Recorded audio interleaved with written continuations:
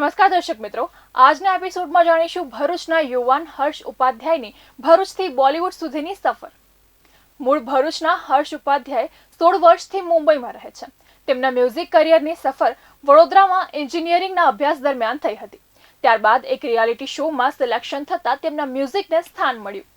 સમયની સાથે તેમણે ઇન્ડસ્ટ્રીમાં મ્યુઝિક કમ્પોઝર તરીકે પોતાની ઓળખ બનાવી. આ દરમિયાન જ કોરિયોગ્રાફર રેમો ડિસુઝાને તેમનું કામ પસંદ આવતા તેમની ફિલ્મોમાં હર્ષને મ્યુઝિક આપવા માટે તેમણે બોલાવ્યો હતો અને આ રીતે હર્ષ ઉપાધ્યાયની મ્યુઝિક કરિયરે જોર પકડ્યો અને આજે તેઓ બોલિવૂડમાં મ્યુઝિક ડાયરેક્ટર તરીકે પોતાની ઓળખ સ્થાપિત કરી રહ્યા છે.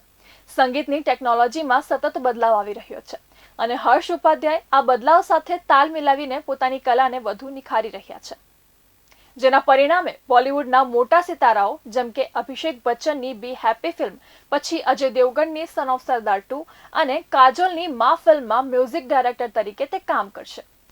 હાલ હર્ષ ઉપાધ્યાય 4 થી 5 પ્રોજેક્ટ પર કામ કરી રહ્યો છે અને આશા વ્યક્ત કરી રહ્યો છે કે લોકો તેમના કામને પસંદ કરે અને આ રીતે ભરૂચના યુવાને બોલિવૂડમાં પોતાના ટેલેન્ટનો ડંકો વગાડી પોતાના સફળ જીવનમાં અદ્ભુત સિદ્ધિ હાંસલ કરી છે.